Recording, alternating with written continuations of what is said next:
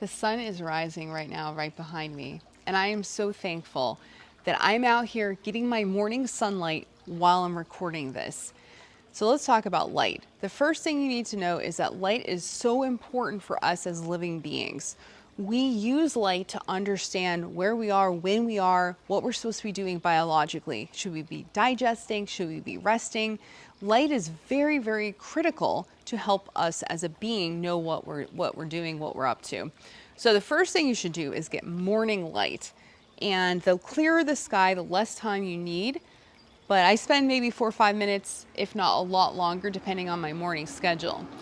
The next thing we need to do is get as much daylight as possible. They're finding that for kids especially, and for adults, our eyes are degrading without this natural light. So we've got to get outside, and throughout the whole day, the sunlight is helping us build our serotonin levels.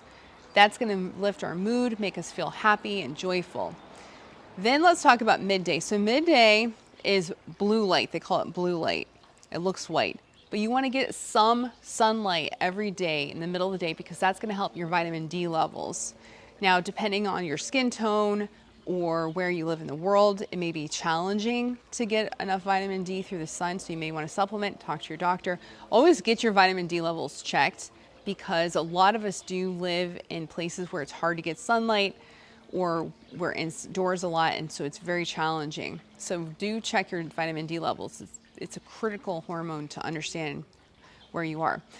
Then the next thing is evening light. So evening light is going to help set your circadian rhythm so that you don't wake up at 4 a.m. or whatever early hour.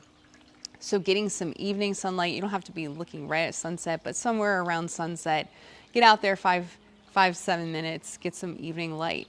This is really critical.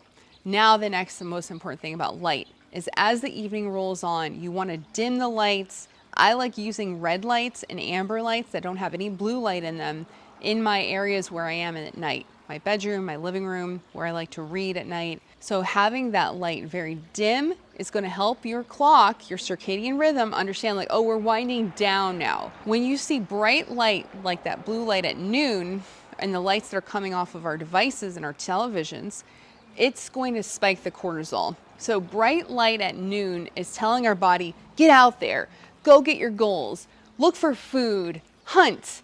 It's a big boost for our body. And it's exciting and joyful to have all that bright light. But it's going to have a negative effect on our sleep. So as the night winds on, as we get closer and closer to bedtime, we need to dim the lights and not expose our eyes to that bright light. So I do wear a pair of blue blocker glasses at night. I travel with them. When I go out to dinners or things at night, I wear them. I know I'm such a nerd, but it really helps me as someone who's very sensitive to light. I have to be so careful with that. Otherwise, I'm going to have a lot of cortisol and I'll be super excited coming up with brand new ideas for videos at 10 p.m. And that's not the right time for me to be doing that. So evening time light is very important to manage. Set the lights up in your rooms, dim your lights, wear some blue blocker glasses of any sort that you prefer. And then at night, once 10 p.m. to 4 a.m. comes along, they've actually found that having blue light in your eye is going to up your levels of cancer. So your percentage of likelihood of getting cancer. So it's really, really important that if you get up in the middle of the night, don't turn on the lights. Make sure that you're very thoughtful about your blue light exposure. Have a very dim way of finding out what time it is if you really need to know what time it is. Have a way to block that. There's settings on your iPhone or Android that can help your phone not be so bright at night. There are settings that you can go find. So today I talked about light exposure, morning light, noon light, evening light, and then after 10 to 4 a.m. Really think about your light exposure. This is something that a lot of people are just starting to realize and get into. It can make a difference for your mood, for your sleep. It's really, really valuable to understand and manage your light exposure. So if you like this content, click the like button, subscribe, and share with a friend.